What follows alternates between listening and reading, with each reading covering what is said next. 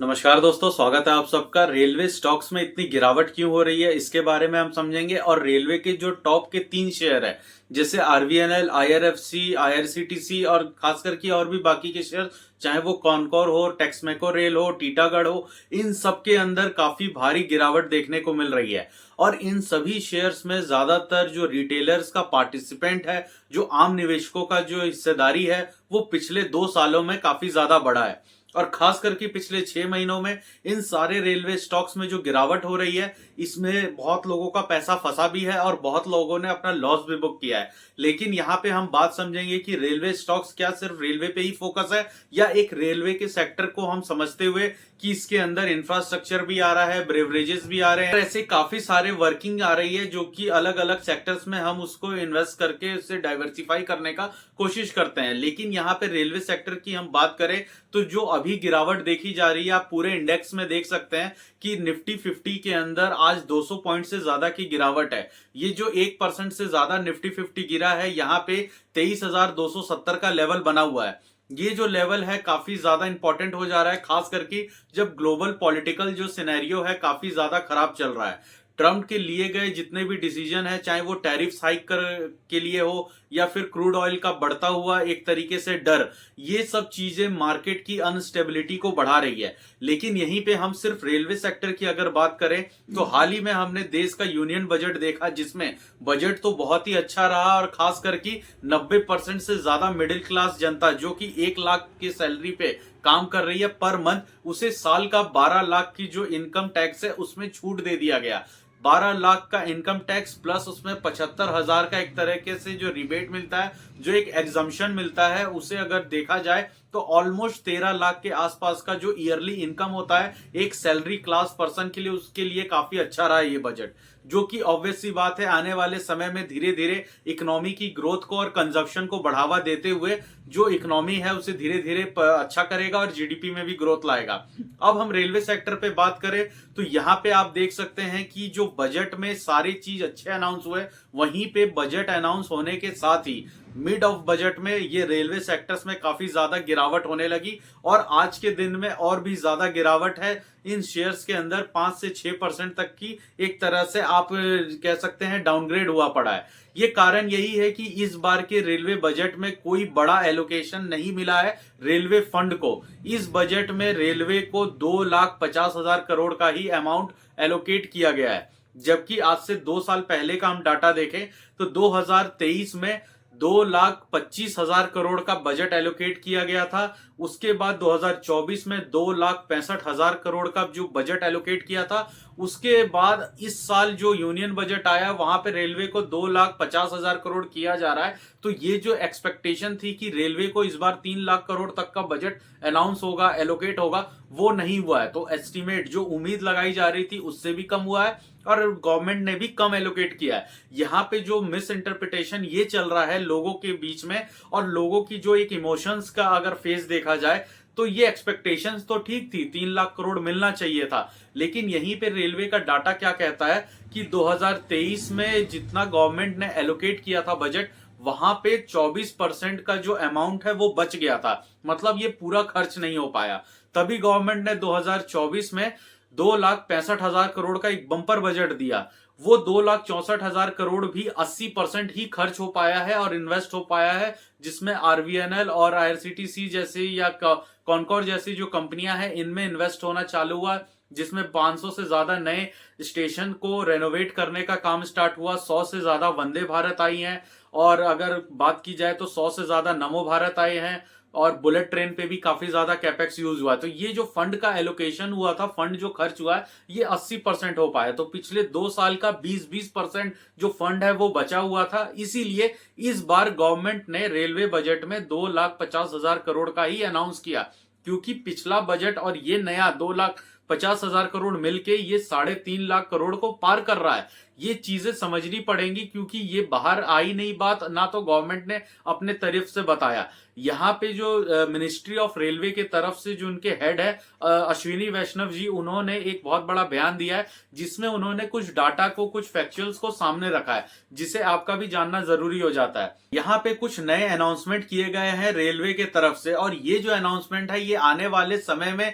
3 से 4 साल में रेलवे का जो इंफ्रास्ट्रक्चर है, जो रेलवे का ग्रोथ है, और रेलवे का जो मोनेटाइजेशन है, और एक तरीके से रेलवे का जो पूरा कायाकल्प है, ये बदलने के लिए इस बजट में जो जो नए प्रोविजंस किए गए हैं ये काफी ज्यादा इंपॉर्टेंट होते हैं। और एक इन्वेस्टर जो कि आईआरएफसी में इन्वेस्टेड है, क्योंकि ये एक एनबीएफसी कंपनी है जो रेलवे को अभी तक फाइनेंस करती थी, जिसने पिछले 3-4 क्वार्टर में ये दिखाया है। और आप अगर आईआरएफसी पे और डिटेल वीडियो चाहते हैं तो डिस्क्रिप्शन में आपको लिंक मिलेगा, उसमें मैंने ये बताया कि आईआरएफसी सिर्फ रेलवे पे फोकस ना करके अब धीरे धीरे अपने बिजनेस को कैसे डाइवर्सिफाई कर रही है, अदर रिन्यूएबल बिजनेस में भी अपने पैसे को इन्वेस्ट कर रही है, जिससे उसका आने वाले समय में रेवेन्यू और प्रॉफिट दोनों बढ़ सके, जिसके कुछ एग्जांपल्स भी थे उस वीडियो में आपको मिल जाएंगे। तो यहाँ पे आईआरएफसी है जो एनबीएफसी कंपनी की तरह काम कर रही है, आरवीएनएल है जो कि रेलवे के द्वारा इतने बड़े बड़े जो प्रोजेक्ट्स अनाउंस हो रहे हैं उसे एग्जीक्यूट करने का काम कर रहा है। खास करके जो बुलेट ट्रेन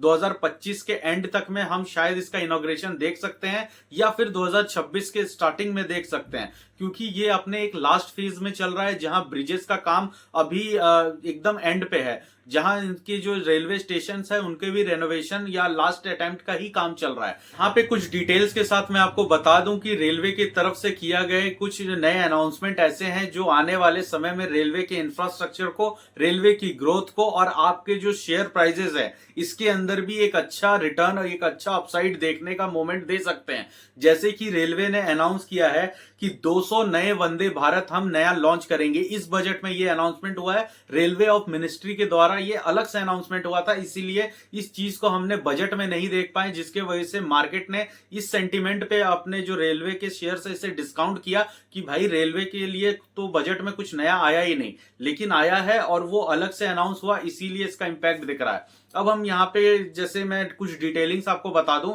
तो जैसे रेलवे ने 200 नए वंदे भारत को अनाउंस किया, पिछले बजट में 100 किया था और 100 से ज्यादा डिलीवर हो चुका है। तो ये 200 नए वंदे भारत आएंगे, 100 से ज्यादा अमृत भारत यहाँ पे लॉन्च किया जाएगा। ये जो 100 अमृत भारत ट्रेन है ये लॉन्ग रूट पे चलेंगे, और जो 200 वंदे भारत है ये भी long route to semi route पे है। उसके बाद 1300 नए रेलवे स्टेशन बनने वाले हैं। जो 1300 नए रेलवे स्टेशन बनेंगे, इसमें जो बजट का मैंने कहा था कि 80% ही यूज हुआ है, पिछले बजट में जो 2024 का बजट रेलवे बजट था वहां पे 500 नए स्टेशन को रेनोवेट करने का प्रोजेक्ट रखा गया था, जो भी अभी ऑन गोइंग है, मतलब वो काम पूरा नहीं हुआ है। यहाँ नए 1300 नए रेलवे स्टेशन को बनाना और रेनोवेट करने का काम, ये सारा काम किसको जाएगा? ये आरवीएनएल को जाने वाला है, और इसको फाइनेंस करने का काम भारत सरकार के साथ साथ आईआरएफसी भी करेगी। तो दोनों का जो ज्वाइंट वेंचर है यही इस प्रोजेक्ट को आगे बढ़ाएगा, जो कि काफी ज्यादा मिडिल क्लास को और लोअर मिडिल क्लास को अट्रैक्ट करता है रेलवे की तरफ, अपनी जो जर्नी है, जो यात्रा है, उसको बढ़ाने के लिए। जैसे यहाँ और भी कैटेगराइज अनाउंसमेंट है जो कि आरवीएनएल से और टेक्समेको रेल, कॉनकॉर, इन सब से जुड़ा हुआ है। जैसे कि रेलवे ने इलेक्ट्रिफिकेशन पे जोर दिया, जहां 60,000 करोड़ से ज्यादा का अमाउंट इन्वेस्ट होगा, तो इलेक्ट्रिफिकेशन में टेक्समेको रेल और जो रेल टेल है ये लोग ज्यादा काम करेंगे, खास करके रेलवे की कनेक्टिविटी को मजबूत करने के लिए। यहाँ पे ट्रैक का जो काम है, जो पिछले 2 सालों में ट्रैक बिछाने का काम किया गया है, उसे डबल करना चाहती है सरकार। तो ये भी आरवीएनएल के अंदर आता है, जो ट्रैक्स की कैपेसिटी है उसे डबल करने का काम करा जा रहा है, जिसमें गति शक्ति के थ्रू जो रेलवे के ट्रैक को डबल किया जाएगा, उसमें 50% जो मालगाड़ी होती है, जो कंटेनर्स होते हैं, जो कमर्शियल वर्क के लिए यूज होते हैं, जहां रेलवे का 40% से ज्यादा का इनकम, डायरेक्ट इनकम वहीं से आता है, इसके ऊपर गवर्नमेंट का काफी ज्यादा जोर है, जिसको हैंडल करने का काम कॉनकोर करती है। तो ये भी शेयर प्राइस अपने ऑल टाइम हाई से 40% नीचे डाउन चल रहा है। यहीं पे इन चीजों से हमें पता चलता है। और खास करके ये भी आप ध्यान दीजिए कि पिछले 10 साल में जब स्टिल ये जो गवर्नमेंट है 2014 में आई थी,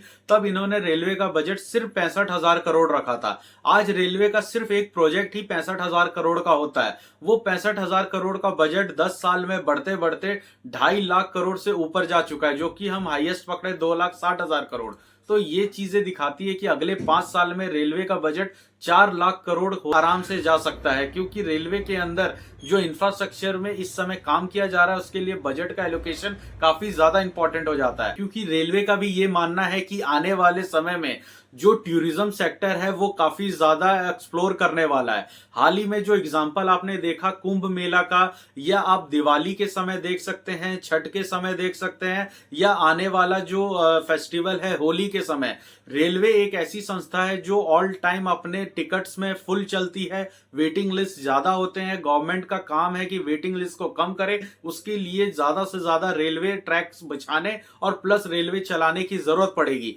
तो गवर्नमेंट को भी पता है, रेलवे मिनिस्ट्री को भी पता है कि ये एक ऐसा बिजनेस है जहां पे टूरिज्म ऑल टाइम हाई होने वाला है, जहां पैसेंजर की आवाजाही सबसे ज्यादा होने वाली है। टूरिज्म सेक्टर को हिट करने के साथ साथ इसके अंदर ग्रोथ पोटेंशियल ये भी काफी ज्यादा हो जाता है, क्योंकि आईआरसीटीसी टिकट ही सिर्फ बुक नहीं करता है, वो रेलवे पे ब्रेवरेजेस भी प्रोवाइड करता है, फूड भी प्रोवाइड करता है, और टूरिज्म सेक्टर्स को लेके होटल इंडस्ट्री से भी जुड़ा हुआ है। तो ये एक तरह का पूरा इकोनॉमिकल चेन है जहां पे आपको अलग अलग सेगमेंट के सारे वर्क एक ही अंडर द अम्ब्रेला मिलेंगे। तो ये चीजें समझ के आपको लॉन्ग टर्म होरिजन के लिए बना रहना चाहिए, क्योंकि जब रेलवे का आगे का विजन ही 5 साल का विजन इतना क्लियर है, 5 साल के लिए फंड्स के लिए पूरी तैयारियां हैं, और इन्वेस्टमेंट जर्नी रेलवे की चालू है, तो फिर इन्वेस्टर्स को जो इनके शेयर्स को लेके बैठे हैं उन्हें भी इन्वेस्टमेंट को काफी सीरियस लेके इसे समझना पड़ेगा, क्योंकि इंडिया एक तरह का फेस्टिवल कंट्री है,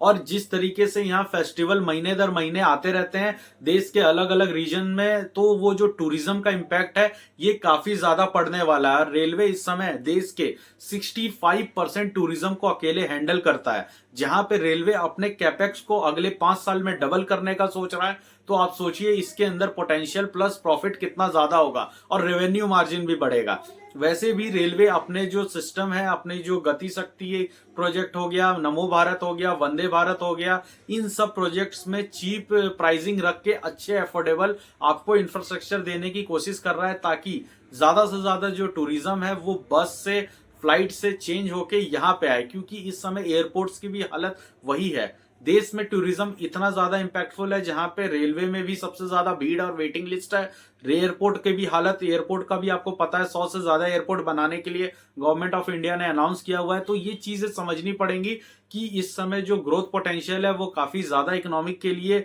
पॉजिटिव वाइब्स में है। तो दोस्तों ये तो था रेलवे सेक्टर, और आने वाले रेलवे सेक्टर में क्या पोटेंशियल दिख सकता है इसके बारे में वीडियो। अगर आपको इन्फॉर्मेशन अच्छी लगी तो आप वीडियो को लाइक करें, चैनल को सब्सक्राइब करें दोस्तों, ताकि और भी इंफॉर्मेटिव वीडियोस आप तक आ सके। नमस्कार।